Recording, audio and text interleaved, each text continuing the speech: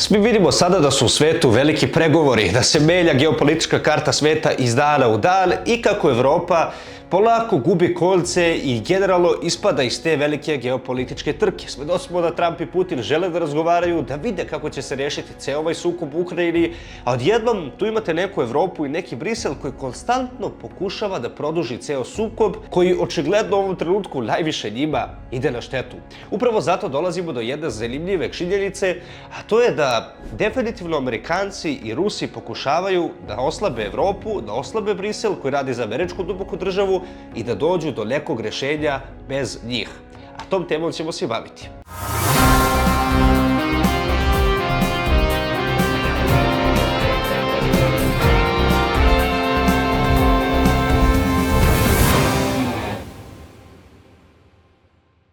Susret Donalda Trumpa i Vladimira Putina na Aljasci doneo je neke nove perspektive i neka nova potencijalna rešenja za geopolitičku situaciju u svetu, a pogotovo za Ukrajinu i gle čuda, tu baš i nema mesta Evropi. Koordinisani rad Rusije i SAD-a nakon samita Vladimira Putina i Donalda Trumpa na Aljasci mogao bi da promeni političku dinamiku na Balkanu. Ako se postigne, na primjer, stvarna saradnja Rusije i Sjedinjenih Američkih Država, antisrpska i antiruska politika Evrope mogla bi da bude znatno oslabljena, a pravednije rešavanje nacionalnih pitanja, pre svega naravno na Kosovu i Metohiji i Bosni i Hercegovini, konačno bi postalo moguće. Svedoci smo toga da nijedno pitanje na Balkanu ne može biti rešeno ukoliko Zapadna Evropa ne prihvati pravedna rešenja nacionalnih pitanja u bivšoj Jugoslaviji. Za razliku od Amerike gde postoji nagoveštaj zaokreta, Evropa još ne pokazuje spremnost na promene. Oni i dalje gledaju na Balkan isključivo kroz prizmu pritisaka i jednostranih rešenja. A potrebno je, pored svih pompeznih najava koje Amerikanci imaju i često vole da ih daju,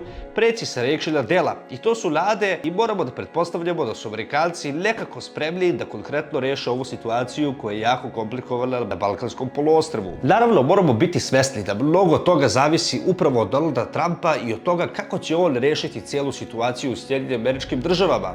Odnosno, ako pogledate sada zvaničnu politiku Brisela i ako pogledate aktere političkih dešavanja u Evropi, shvatit ćete da su usko povezani, a mnogi bi rekli, i ja bih se usaglasio sa time, kontrolisani od strane američke duboke države, od strane onih demokrata kao što su Biden, kao što je Kamala Harris, kao što je Barack Obama i njima slični. I upravo u tom trenutku dolazimo do tog kontinuiteta te njihove politike, koja je svakako, ako mene lično pitate, i antisrpska.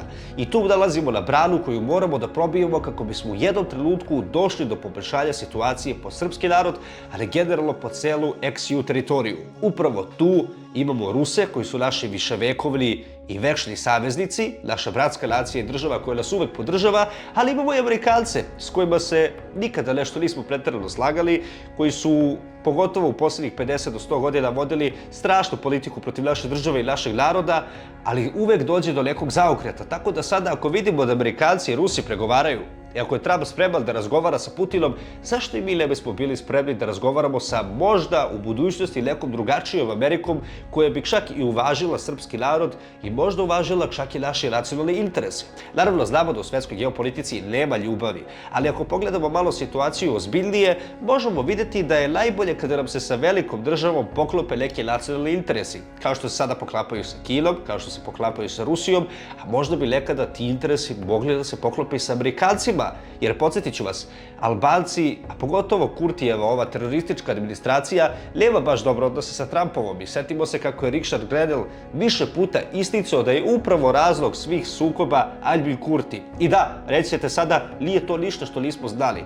Mi to znamo, zato što živimo ovdje, zato što smo svedoci kakvi su teroristi u Prištini. Ali neki Amerikanci kada to kažu, verujte mi da to mnogo šta menja. Trump je dosta najavljivao da će rešiti velike ratove u svetu i u prvom mandatu, a pogotovo sada i u predizbornoj kampanji pred drugi mandat. Sada ne govori toliko o tome, ali u praksi ćemo zapravo videti postoje li stvarni pomaci u toj njegovoj mirnodopskoj politici. Ukoliko bude uspeo, to će značiti promenu globalnih odnosa, što se direktno reflektuje i na Balkan. Takođe, Zapadna Evropa u ovom trenutku pokušava da osvoji vreme i da ospori svaki pokušaj saradnje Trumpa sa Rusijom u cilju mira u Ukrajini. I naravno, oni čekaju post-Trumpovsku vlast, nadajući se da će njihov kandidat doći na čelo Sjedinjenih Američkih Država i blokirati sve pokušaje promena na globalnom nivou. Zato što, logično je, oni njima ne idu u korist. Za Srbiju i Republiku Srpsku samit Aljasi, Trumpa i Putina predstavlja novu nadu. Beograd može da očekuje podršku za nastavak politike vojne neutralnosti i balansiranja između istoka i zapada, dok Banja Luka može da računa na smanjenje pritisaka koje su uzrokovale nametnute odluke visokih predstavnika, uključujući i sadašnjeg ilegalnog Kristijana Šmita. Povlačenje evropskih birokrata pod Kaje Kalas iz odlučivanja o budućnosti balkanskih naroda označilo bi kraj epohe o kojoj evropske sile pokušavaju da nameću odluke u skladu sa svojim, a ne sa interesima onih koji žive na prostoru bivše Jugoslavije.